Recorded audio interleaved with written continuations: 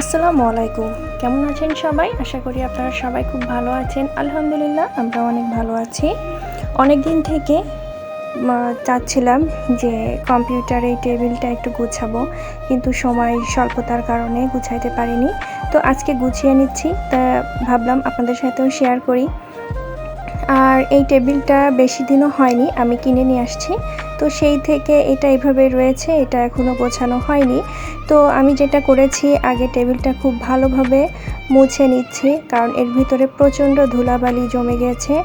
আর এদিকে আমি গুছাচ্ছি, আর আমার ফ্লোরিয়া পাশে আমার সাথে কাজ করতেছে। মানে কি কাজ করতেছে সে ওই ভালো জানে, ও আমার সাথে সাথে কাজে রয়েছে, আর সব ময়লাগুলো ওর গার ভিতরে যেই পড়তেছে। এই যে একটা থাকে যে এসে বসেছিল, তো আর কি করব ওকে নিয়ে।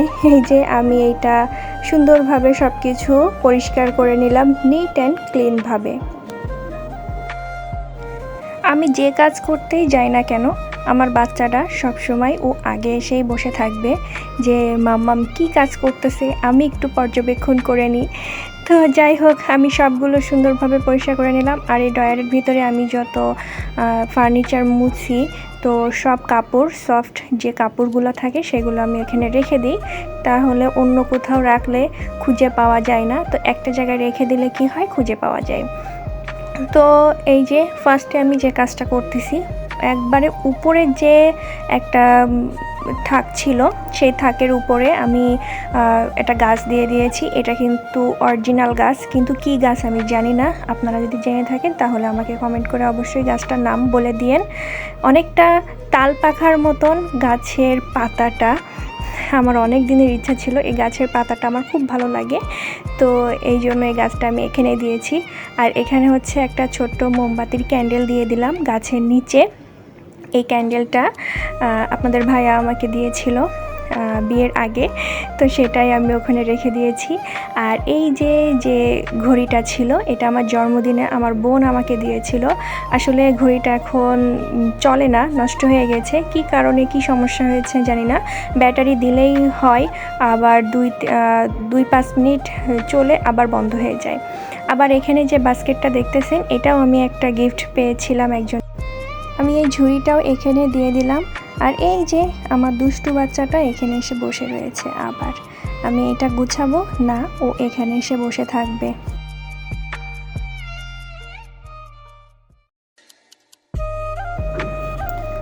উপর থেকে এক নজর দেখিয়ে দিচ্ছি কেমন দেখা যাচ্ছে। এখনও কিন্তু পুরোপুরি কমপ্লিট হয়নি, তারপরও অনেক সুন্দর দেখা যাচ্ছে। এবার আমি এই যে পাশে যে তাকটা ছিল, সেটার ভিতরে আমি আমার বইগুলো ধুয়ে দেব। আমার বইগুলোর অবস্থা খুবই খারাপ, দেখতেই পাচ্ছেন, ইঁদুরি কেটে তার মানে খুবই খারাপ অবস্থা করে দিয়েছে। তো আগে আমার যখন এই টেবিলটা ছিল না, আমি ওয়ারড্রপের ভিতরে রেখেছিলাম। তার আগে আরেকটা তাক ছিল, তার উপরে ধুয়ে দিয়েছিলাম, কিন্তু সেখানে ইঁদুর আমার বইগুলোর অবস্থা খুবই খারাপ করে দিয়েছে।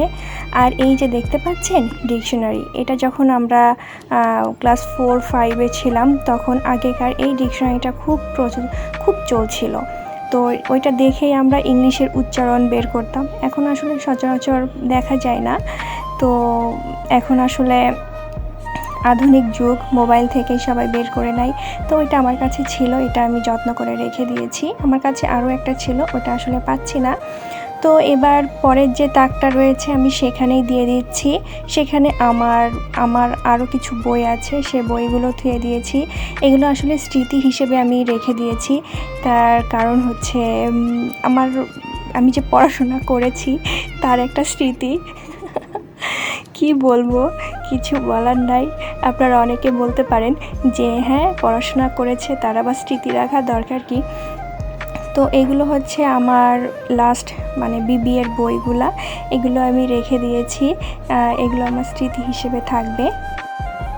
এক পাশে গোছাইতে যে দেখি আমার ফ্লোরিয়া উঠে গিয়েছে, তো ওই জায়গাটা আমি এখন গুছাবো।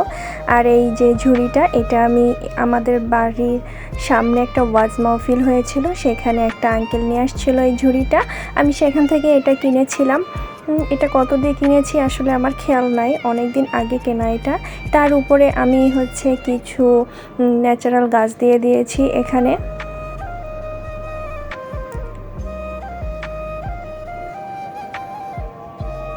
আসলে ন্যাচারাল গাছ দিয়ে ঘর সাজাতে খুব ভালো লাগে আমার।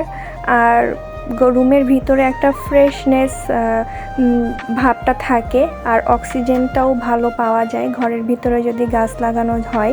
একটু মেনটেনেন্সের সমস্যা থাকে, কারোর যদি মনে হয় যে না আমি এটা করতে পারবো না, তাহলে ঘরের ভিতরে আসলে গাছ লাগানোর দরকার নাই।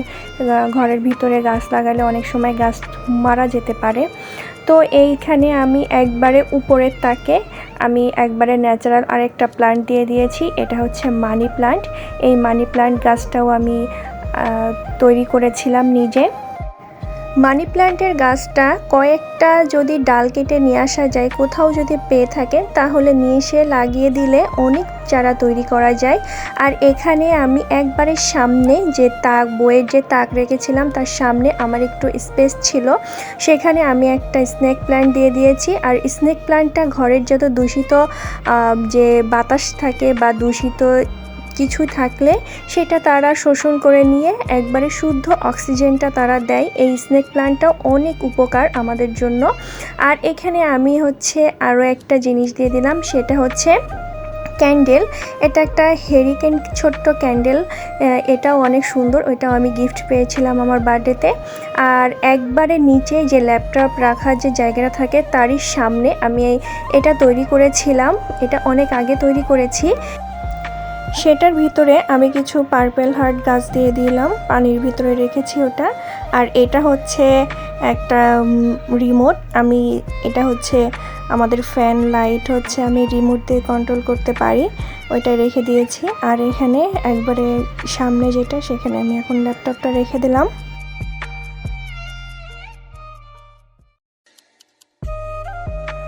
আসলে যেখানে কাজ করা হয় সেই জায়গাটা যদি সুন্দর পরিপাটি করে গোছানো না হয়, জায়গাটা যদি দেখতে সুন্দর না হয়, তাহলে কিন্তু কাজ করে কোনো মজাই পাওয়া যায় না।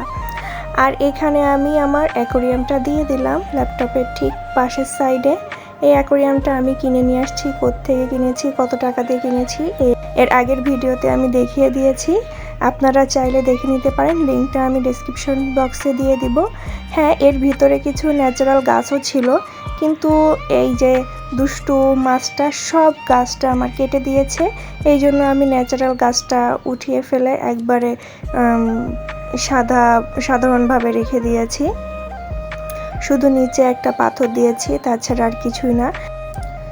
কম্পিউটার টেবিলের পাশেই ঠিক আমি একটা হচ্ছে আমার টেবিল ল্যাম্প দিয়েছি, তার সাথে তার নিচে যে একটা তাক করা ছিল সেখানে আমি একটা ন্যাচারাল প্ল্যান্ট দিয়ে দিয়েছি।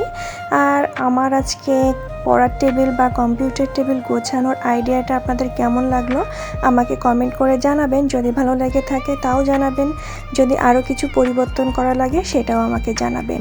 আর এই যে আমার ফ্লোরিয়া মাম্মাম ল্যাপটপের উপরে উঠে বসে সে মাছ দেখতেছে, দেখেন। তো আজকের মতো বিদায় নিচ্ছি, আল্লাহ হাফেজ।